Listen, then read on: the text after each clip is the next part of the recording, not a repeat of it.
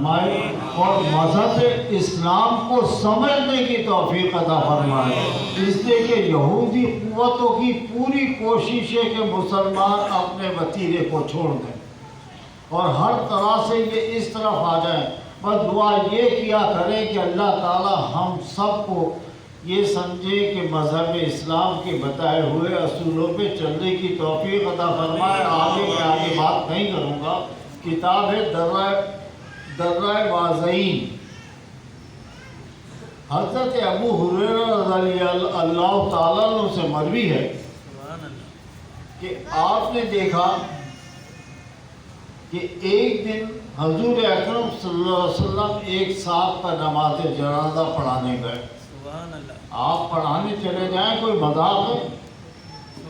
نبیوں کا سردار ہمارا یہ سمجھیں کہ ہمارے نبی وہی آخر الزمان۔ تو حضرت ابو بکر صدیق آپ کے ساتھ تھے۔ جب آپ گئے نماز کے لیے کھڑے ہوئے تو آپ نے دیکھا کہ اس کفن کے اندر کوئی چیز ریگ رہی ہے، ہل رہی ہے۔ آپ نے حضرت ابو بکر صدیق سے کہا آپ دنیا کی کیا تحت الصلاح کی بات سمجھتے تھے کہ بھائی اس میں سانپ ہے؟ جو یہ بات میری بڑی غور سے سمجھنا، یہ بتا دوں بچوں والی بات نہیں ہے، چاہے وہ عورتیں ہوں چاہے مرد ہوں، حالوں سے یا حاضریوں سے رب تعالیٰ راضی نہیں ہوتا۔ رب تعالیٰ جس چیز سے راضی ہوتا ہے میں وہ بات بتا رہا ہوں۔ درگاہوں پہ یہ سمجھو کہ حاضری آ گئی، ان کے اوپر فلاں، یہ سب میں ان باتوں کو نہیں مانتا، میں صرف وہ مانتا ہوں جو میرے نبی کی بات ہے۔ ذرا سمجھنا اس بات کو کہ ایک چیز دیکھ رہی ہے۔ حضرت ابو بکر صدیق نے کہا سرکار اس کے اندر تو سانپ، آقا نے کہا بالکل سانپ ہے، اور وہ سانپ اس کے جسم کے اندر کا جو خون تھا اس کو چوس رہا تھا اور اس کا گوشت کھا رہا تھا۔ تو حضرت ابو بکر صدیق نے کہا کہ میں اس کو مارتا ہوں۔ ابھی تیاری کی تھی تو اللہ تعالیٰ نے اس سانپ کو بصارت دے دی بولنے کی۔ کہا کہ ابو بکر صدیق تم مجھے مارتے کیوں ہو؟ کیا میں اپنی مرضی سے آیا ہوں؟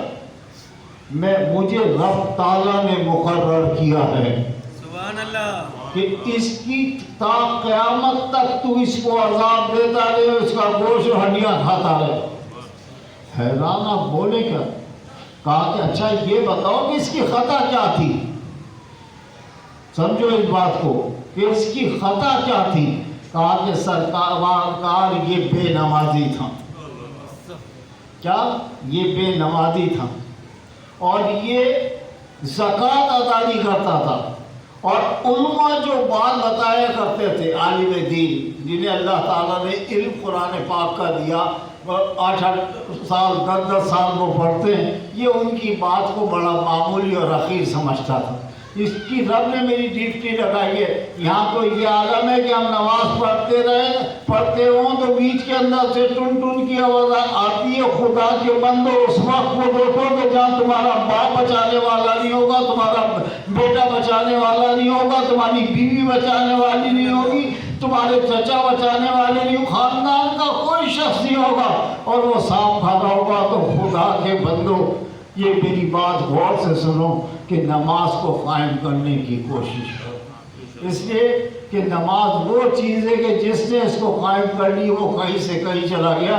حضرت علی کرم اللہ وجہ کریم کے بھالا لگ گیا، لوگ نکال رہے، تکلیف ہو رہی بے انتہا، یہ مشہور بات ہے، لیکن جیسے آپ نے نماز کی نیت مان لی، فتاوی جگہ نکل گیا، تو بھائی اللہ سے دعائیں ہم ان تک تو نہیں پہنچ سکتے، لیکن اپنی ہماری نماز کو درست وہ کر سکتے ہیں۔ اللہ تعالی ہم سب کو نماز قائم کرنے کی توفیق عطا فرمائے۔ اور اس کے بعد ہے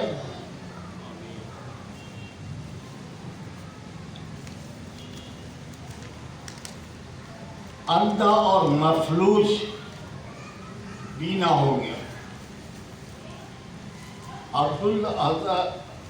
حضرت غوث پاک علیہ رحمہ کا زمانہ ہے کہ اس وقت ایک تاجر تھے، ان کا نام تھا ابو غالب۔ انہوں نے آپ کی دعوت کی، تمام شہر کے علماء کو اور پیروں کو بلایا، جب بلایا تو جب غوث پاک کو بھی دعوت دی. جب آپ وہاں گئے تو آپ تشریف فرما ہو گئے. اب حضور پاک غوث پاک کا جلال وہ تھا کہ سامنے کوئی بات نہیں کر سکتا تھا. بڑے بڑے مولوی، بڑے بڑے پیر، بڑے بڑے اپنے آپ کو قلندر سمجھے بیٹھے، لیکن آپ کے سامنے بات کیا کر سکتے. اتنی دیر کے اندر ایک ٹوکرا لا کے ان کے سامنے رکھ دیا جاتا ہے. جو ابو غالب کا بیٹا تھا، اندھا بھی تھا، مفلوج بھی تھا. اس کرامت کو سمجھنا. تو آپ نے ابھی کھانا نہیں کھایا تو ایک دم آپ نے اس کی طرف دیکھا تھا، اس ٹوکرے کے اندر کیا ہے، اس کو اٹھاؤ. آپ کے حکم کی دیر تھی. خدام نے فوراً ٹوکرا ہٹا دیا تو پتہ چلا کہ اس میں ابو غالب کا جو بیٹا ہے وہ اندھا بھی ہے اور مفلوج بھی ہے. آپ نے اسے کہا اللہ کے حکم سے کھڑا ہو جا. اللہ تعالیٰ نے اس کو بینائی بھی دے دی، سبحان اللہ، طاقت بھی دے دی، کھڑا بھی کر دیا. جب کھڑا ہوا تو آپ نے کہا کہ اٹھ کے چل کے دکھا دنیا کو. وہ بچہ بھاگنے لگا. یہ میرا غوث کی طاقت ہے. اللہ تعالیٰ سے دعا ہے کہ اللہ تعالیٰ ہم سب کو غوث پاک علیہ الرحمہ کے ادب کی توفیق عطا فرمائے. اس لیے کہ اب تو ایسے منکر بھی ہے جو میں اکثر سنتا ہوں یا پڑھتا ہوں، وہ کہتے ہیں غوث نام کے نام کی چیز کیا ہے. اگر یہ موبائل امان نے نہیں چھوڑا، جو ایک جادو کی پڑیا یہودیوں نے ہمیں دے رکھی ہے، خدا کی قسم ہم اپنے مذہب سے ہٹ جائیں گے. میں با خدا کہہ رہا ہوں، کوئی نام لینے والا نہیں ہوگا. تو اللہ سے دعا ہے کہ اللہ تعالی ہم سب کو حضور غوث پاک علیہ الرحمہ کی محبت عطا فرمائے. 4 سال کی بیٹی زندہ ہو گئی. ایک خاتون تھی، بیوہ ہو گئی. اب وہ بیوہ ہو گئی تو ایک پڑوسن تھی، وہ بیچاری بڑی محبت آپ سے کیا کرتی تھی، بڑی محبت کیا کرتی تھی. اور اس کا کام کیا تھا کہ وہ دریائے دجلہ پہ جاتی تھی. اس کی ایک بچی تھی 4 سال کی، اس کو لے کے، بچی کو تو نہیں چھوڑ کے جا سکتی. یہ 4 سال کی بچی لے کے گئی اور جا کے اپنے ساتھ لے کے جاتی تھی، کپڑے دھوتی تھی، ان کے استرے کر دیے، ان کے دوبر سمجھ لو. اپنا گزر چلا رہی تھی. شوہر تھا نہیں کمانے والا، کوئی تھا نہیں، کرے تو کیا کرے. خیر صاحب، اس کی پڑوسن نے ایک بتایا کہ بغداد کے اندر ایک ولی کامل آئے ہیں جو میرے ساتھ ان سے کہ میرے ساتھ ان کے پاس چل. سبحان اللہ. تو آپ کو بتائیں، جب آدمی پریشان ہوتا ہے اور ذریعہ معاش کی تلاش میں ہوتا ہے تو پہلے کہتا ہے یہ کر لوں، پھر اس کے بعد جاؤں گا. 1 دن نہیں گئی، 2 دن نہیں گئی، تیسرے دن کہنے لگی چل مجھے لے کے چل. جب لے کے گئی تو پتہ چلا کہ 70,000 کا مجمع آپ باز کر رہے ہیں. اور یہ سمجھے کہ کئی سو علماء جو ہے تصریف لکھ رہے ہیں اس کی. جو عالم تھے وہ تصریف لکھا کرتے تھے حضور غوث پاک کی، جو آپ فرمایا کرتے تھے. سبحان اللہ. پھر وہ اس کا دل ایک دم بڑا خوش ہوا. دوسرے دن آئی تو اس نے پڑوسن نے کہا کہ آپ چل رہی ہو ان کے یہاں؟ کہا جی میں چل رہی ہوں، لیکن ایسا ہے کہ کچھ کپڑے میرے ہیں وہ میں دھو دوں. اس لیے کہ دھوت تھی نا، اس نے تو اپنا گزارا کرنا تھا. جب وہاں گئی تو پتہ چلا بچی کو ساتھ لے کے جاتی تھی، ایک چیلے پہ بٹھا دیتی تھی. لیکن اس دن دریا جو تھا بڑا جوش میں تھا. دریا کا جوش بھی ہوتا ہے چڑھا ہوا، جسے چڑھتے چڑھنے جیسے سمندر چڑھتا ہے. دریا جوش میں تھا. لہر آئی، بیٹی کو لے کے چلی گئی.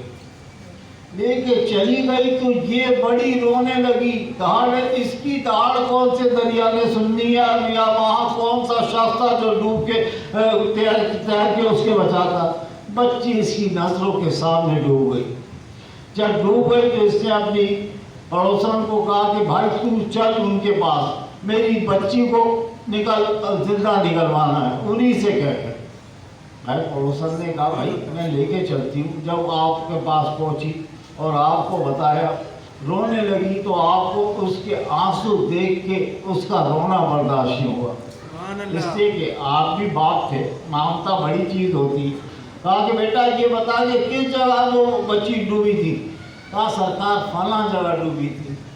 آپ دریا کے پاس گئے اور جا کے اپنے ہاتھ اٹھائے، کہا کہ پروردگار عبد القادر کی تو بات مان لے، سبحان اللہ آل نبی ہے، امام حسین کے صدقے میں، امام حسن کے صدقے میں، اور حضرت بی بی فاطمہ الزہرا کے صدقے میں جب یہ کہا تو آپ کو جلال آ گیا، جیسے جلال آنا تھا دریا نے اٹھا کے بچی کو باہر بھیج دیا، سبحان اللہ اور وہ بچی بالکل صحیح سلامت نہ، جیسے اس کا بال بھی نہ بکا ہو۔ تو بھائی اللہ والوں کی تو یہ شان ہے۔ اللہ سے دعا یہ ہے کہ ہم گناہ گار لوگ ہیں، ہاں ہمارا کام یہ ہے کہ اللہ تعالیٰ ہمیں ان کے نقش قدم پہ چلنے کی توفیق عطا فرمائے، وما توفیق اللہ۔ سبحان اللہ سبحان اللہ، سبحان اللہ، تمام حضرات میرے ساتھ مل کے پڑھیں، بلغ